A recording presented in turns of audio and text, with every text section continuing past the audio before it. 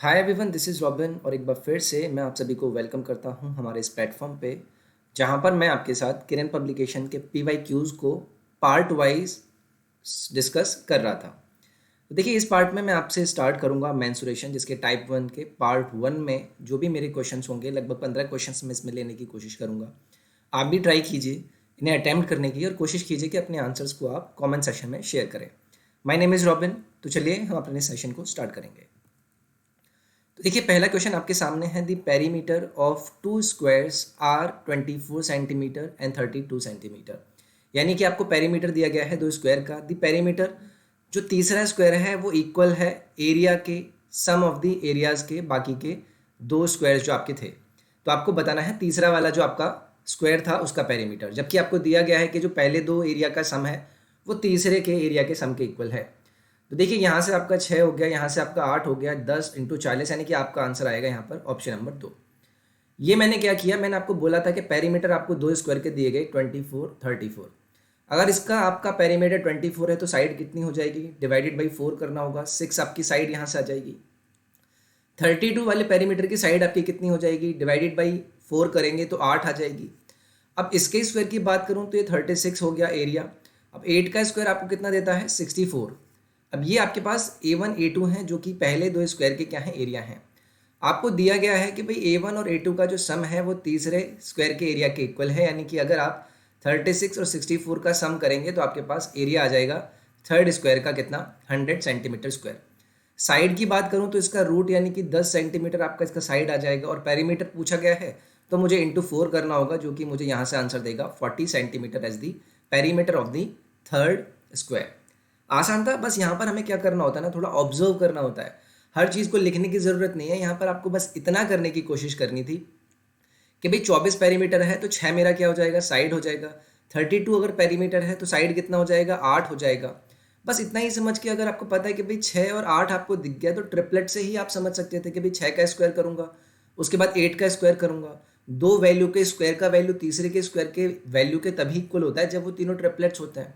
6 और 8 का तीसरा ट्रिपलेट कौन होता है, 10 होता है। पेरीमीटर पूछा है, इंटू 4 करना था। 40 सेंटीमीटर यहाँ से आपका पेरीमीटर हो जाएगा तीसरे स्क्वायर का। नेक्स्ट है आपका दी पेरीमीटर ऑफ दो स्क्वायर आर कितना है, 40 centimetre and 32 centimetre.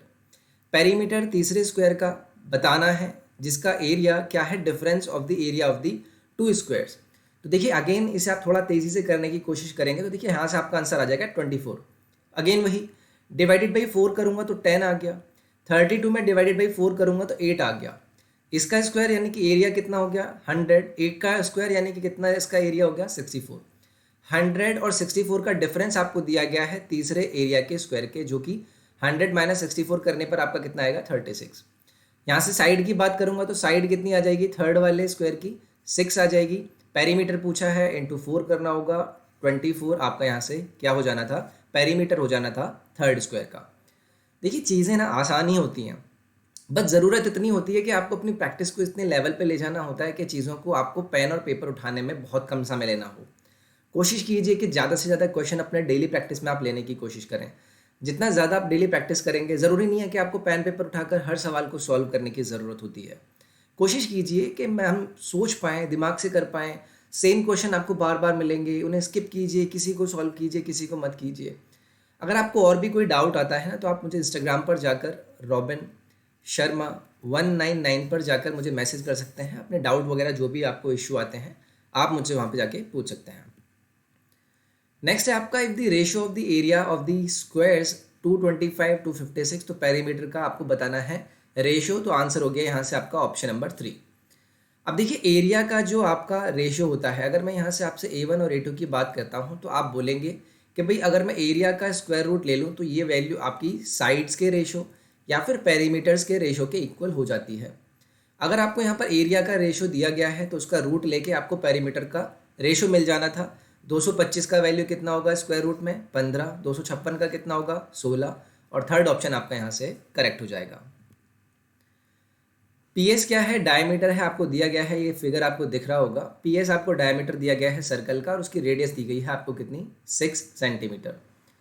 Diameter PS को आपने Q और R दो पॉइंट पर इस तरीके से डिवाइड किया है कि आपका PQ QR और RS यानी कि PQ QR और RS ये क्या है, इक्वल है। अगर 6 आपकी क्या है, इसकी रेडियस है। If PS is the diameter of a circle of radius 6, यानी कि अगर टोटल आपका फिर 12 हो जाना था, ये PS 12 हो जाना था।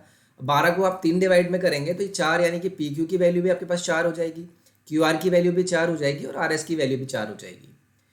सेमी सर्कल को ड्रॉन किया जाता है PQ पर, QS पर एज डायमीटर, जो कि आपको फिगर में दिखाया गया है। पेरीमीटर बता दीजिए शेडेड पोर्शन की, पेरीमीटर। तो देखिए पेरीमीटर आपका क्या हो जाएगा, यहाँ से अगर मैं लिखने की बात करूँ तो PQ plus QS plus PS, ये आपको पेरीमीटर यहाँ से निकालनी थी।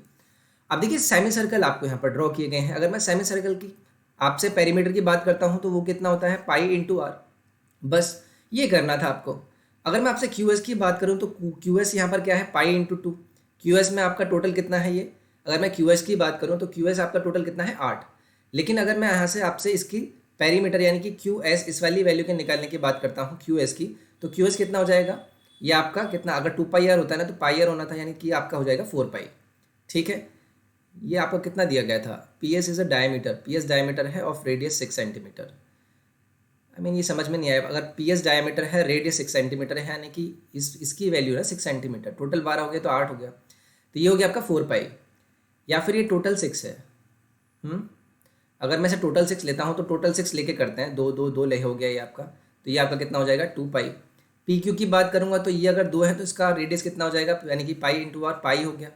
PS की बात करूँगा तो PS कितना है, टोटल 6 यानी कि 3 पाई हो गया, तो ये कितना हो गया आपका 6 पाई। 6 पाई आपका वैल्यू आया और 6 में आपकी पाई की वैल्यू रखेंगे 22/7, तो ये कितना हो जाएगा आपका, ये लगभग 18, 6, 7। तो देखिए यहाँ पर लैंग्वेज उन्होंने थोड़ा सा ट्विस्ट किया हुआ था। यहाँ पर एक्चुअली में क्या था ना, आपको इस पूरे की वैल्यू दी गई थी एज डायमीटर 6 सेंटीमीटर। इन्होंने पता नहीं क्या क्या लिख रखा है, PS is the diameter of circle of radius 6 centimetre. तो एक्चुअली में इनका पूरा डायमीटर PS इन्होंने दिया हुआ है 6, और उसके हिसाब से जब आप इसकी ये वैल्यू निकालेंगे, पेरीमीटर शेडेड रीजन की निकालेंगे, जो कि अभी मैंने यहाँ पर निकाली, तो वो 6 पाई आएगा। उसे सिंप्लीफाई करेंगे, 18, 6/7 आपका यहाँ से आंसर हो जाएगा। नेक्स्ट है आपका the length and breadth of a rectangular field को आपको रेशो में दिया गया है 3:2। पेरीमीटर फील्ड का कितना है, 80, आपको ब्रेथ बताना है।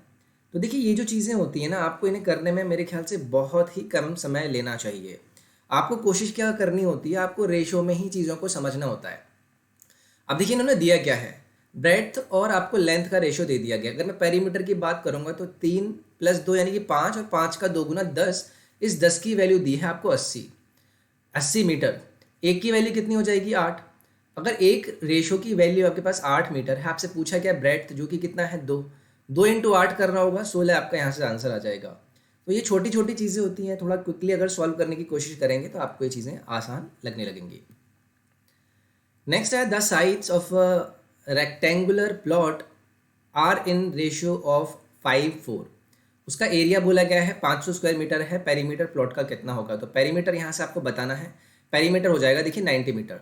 कैसे मैंने सोचा, अब देखिए अगर आप इसको 5 × 9 मतलब 4 × 5 करेंगे, क्योंकि वो एरिया है, क्योंकि आपको एरिया की वैल्यू दी गई है 500, तो वहाँ पर जब आप x मानते तो x की वैल्यू हो जाती है आपकी x², यानी कि अगर ये 5x और 4x होता तो कितना हो जाएगा, ये 20x², और इसकी वैल्यू दी गई है आपको कितनी, 500।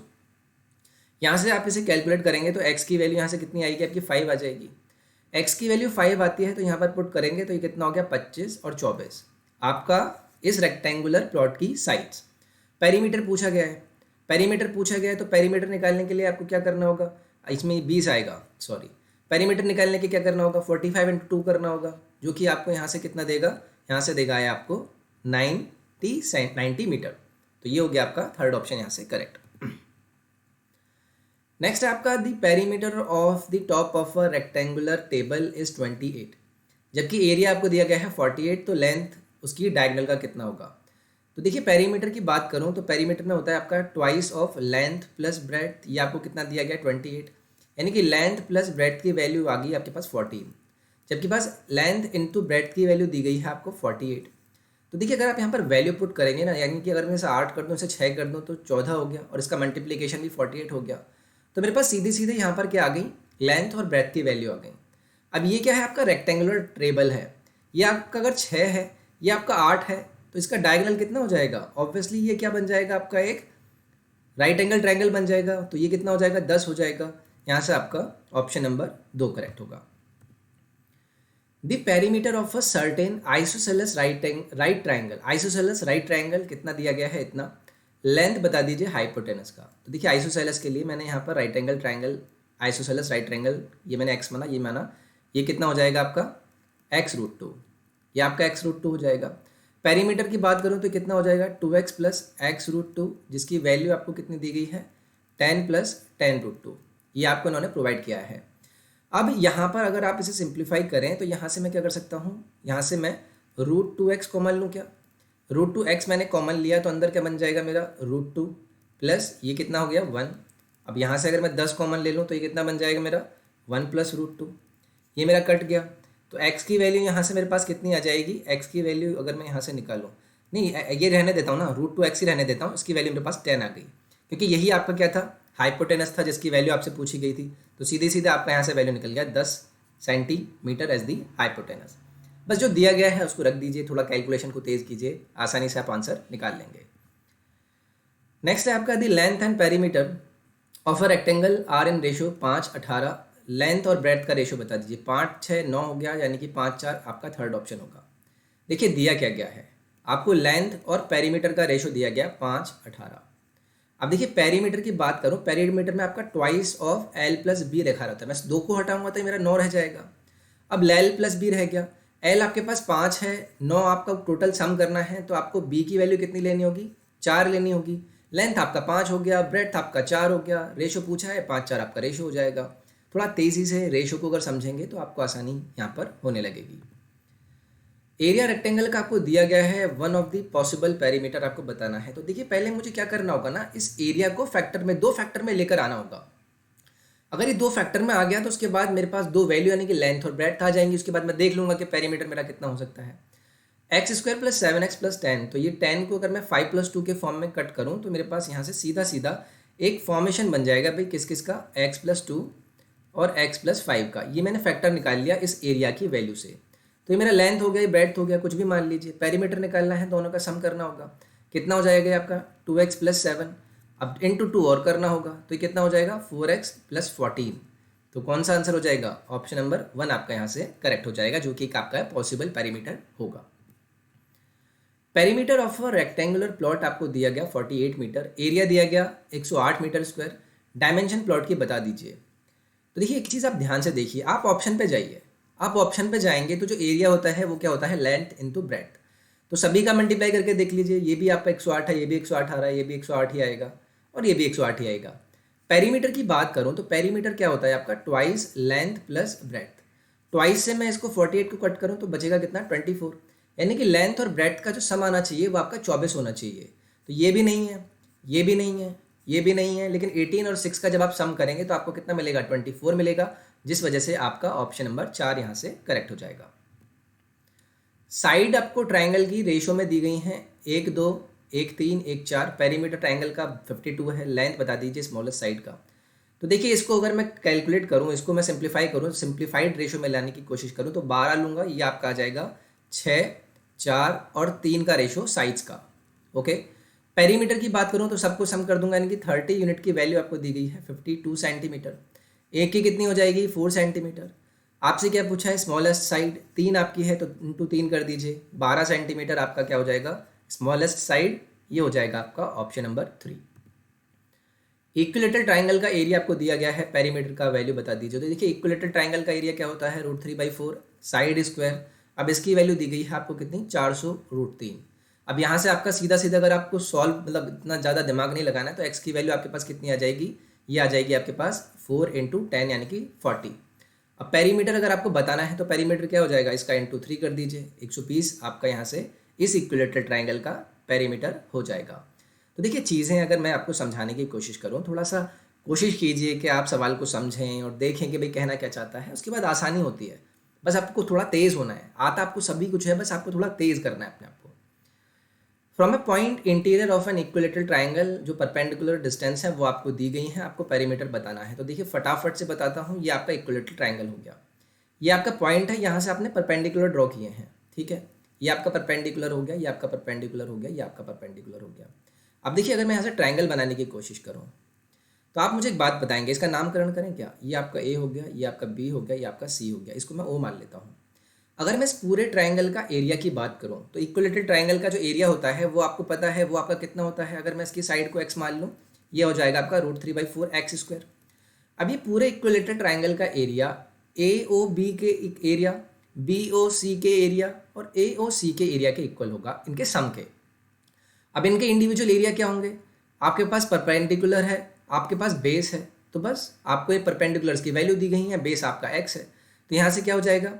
यहाँ से आपका सीधा सीधा हो जाएगा, आपको क्या करना है, half of perpendicular x into जो आपकी वैल्यू दी गई है, ये आपका √3 हो गया। एक आपका हाफ ऑफ एक्स इंटू एक आपको क्या दिया गया है, 2√3 दिया गया है, प्लस हाफ ऑफ बेस आपका एक्स और तीसरा क्या है आपका 5√3। बस ये आपको करना था। हाफ कॉमन ले लूँगा, हाफ मैंने कॉमन ले लिया तो ये आपका यहाँ पर 2 बचेगा। √3 कॉमन ले लूँगा तो ये आपका √3 भी चला गया यहाँ से। बस आपके पास क्या आ गया है, एक्स की वैल्यू, क्योंकि एक एक्स भी आपका कट जाएगा, तो एक्स की वैल्यू आपके पास कितनी आ जाएगी? यहाँ पर आइए, आपका x/2 है, इधर आपका ये कितना बन गया, ये आपका 1 बचा, यहाँ पर ये कितना बचा, 2 बचा, और यहाँ पर ये 5 बचा। 5 और 2 7 और 1 8। एक्स की वैल्यू यहाँ से कितनी आ जाएगी आपके पास, 16। अगर x की वैल्यू 16 है, पेरीमीटर पूछा है, तो 16 में अगर आप 3 का वैल्यू मल्टीप्लाई करेंगे कितना आएगा, ये आपका यहाँ से आ जाएगा 48। तो इसी वजह से आपका यहाँ से कौन सा आंसर हो जाएगा, option number 3। The perimeter of a triangle कितना है, 30 सेंटीमीटर, उसका एरिया कितना है, वो भी कितना है, 30 सेंटीमीटर स्क्वायर। अगर लार्जेस्ट साइड आपको बताई गई है 30 सेंटीमीटर, तो लेंथ बता दीजिए स्मॉलेस्ट साइड की। तो देखिए ये होगी आपकी 5, मैंने कैसे बताया आपको। अगर आपको थोड़ा सा आइडिया है ना, आपको अगर मैं एक ट्रायंगल की बात करता हूँ, देखिए मैंने यहाँ पर ट्रायंगल बनाया जिसकी लॉन्गेस्ट साइड आपको 13 दी गई, उसका बाद आपको पेरीमीटर दिया गया कितना, 30। अगर मेरे को 30 लेना है, अगर मैं इसको थोड़ी देर के लिए राइट एंगल मान लूँ, तो 13 जो हाइपोटेनस होता है वो किसका होता है, ऑब्वियसली 5 और 12 के साथ ट्रिपलेट बनाता है 13। अब एक बार चेक कर लीजिए कि भाई इनका जो सम है क्या वो पेरीमीटर के इक्वल आ रहा है या नहीं आ रहा है। 13 5 18 बस 30 हो गया। अगर मैं इसके एरिया की बात करूँ तो हाफ ऑफ 12 × 5 यानी कि वो भी 30 हो गया। बस आपको पता चल गया कि भाई ये जो आपको वैल्यू दी गई थी वो आपको 13 5 और 12 के राइट एंगल ट्रायंगल की वैल्यू दी गई थी। स्मॉलेस्ट साइड पूछिए कितनी हो जाएगी, 5 हो जाएगी। बस इतना आपको यहाँ से सोचना था। So this was this session जो कि आपका मेंसुरेशन से था। पहला पार्ट था टाइप 1 के आपके क्वेश्चन मैंने स्टार्टिंग के डिस्कस किए। अगर सेशन पसंद आया तो please do like it, video share करें। टेलीग्राम और इंस्टाग्राम के लिंक आपको डिस्क्रिप्शन में मिल जाएंगे, आप वहाँ पर जाकर फॉलो कर सकते हैं। और अनअकैडमी पर काफ़ी सारे आपके बैचेस चलते रहते हैं जो कि आपके CGL CPU MTS steno selection post JEE तक के आपके यहाँ पर बैचेस आपको मिल जाते हैं। अगर आपको सब्सक्रिप्शन चाहिए तो आप SSC YT या फिर robin.bsr का कोड यूज़ करके सब्सक्रिप्शन में डिस्काउंट पा सकते हैं। मैं नेक्स्ट पार्ट में मिलता हूँ आपसे। अपना ख्याल रखिए। Take care, bye bye, thank you.